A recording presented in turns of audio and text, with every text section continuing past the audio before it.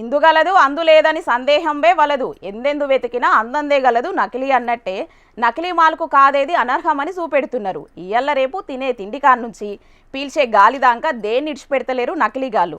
అట్లా ఎప్పట్లెక్కనే చాయ్ పత్తను కూడా నకిలీది తయారు చేసి అమ్ముతుంటే గీడ దొరకబట్టిండ్రు ఫుడ్ సేఫ్టీ వాళ్ళు.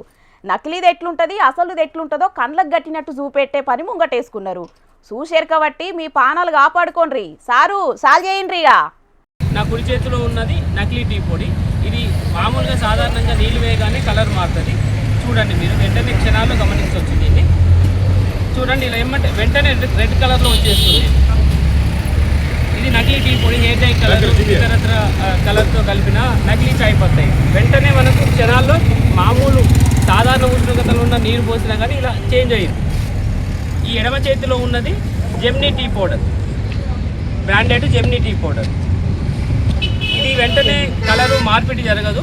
ప్లస్ మనం రోజు ఇంట్లో గమనిస్తాము, వేడి నీళ్ళలో బాగా ఉడకబెట్టినాక చాయ్ పత్తా కిందికి వచ్చి కలర్ పైకి ఎక్స్ట్రాక్ట్ అవుతుంది. అదే నిజమైన టీ పౌడర్. ఇది కల్తీది.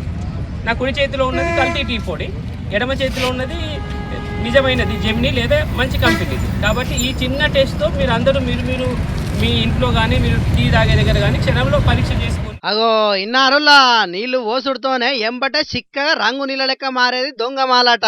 నిమ్మలంగా రంగు మారేది అసలైందట.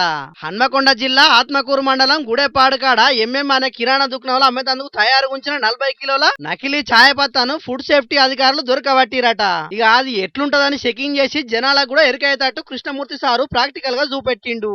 అంతా మంచిగానే ఉన్నది గాని దొంగమాలు ఏం కంపెనీ పేరు మీద నడుతున్నదో చెప్తే తాగేతందుకు తయారుగా ఉన్నోళ్ళు తాగకుండా బంద్ పెట్టేటోళ్ళు. దొంగమాలు ఎక్కడికించి వస్తున్నది ఏందనేది ఎరకబట్టే పనిలో పడ్డారట అడిదిక్కు పోలీసులు. ఈ కల్తీ జమానాల పోలీసోళ్ళు అల్లు పెరగాక తోక సుక్కదై పడ్డట్టు ఎన్నడో ఓనాడు కాకుండా దినం కల్తీగాల పని పడితేనే నకిలీ దందాలు బంద్ అయితే అని అనుకోబట్టిండ్రు. నకిలీ తిండి దినాం తింటున్న జనాలు.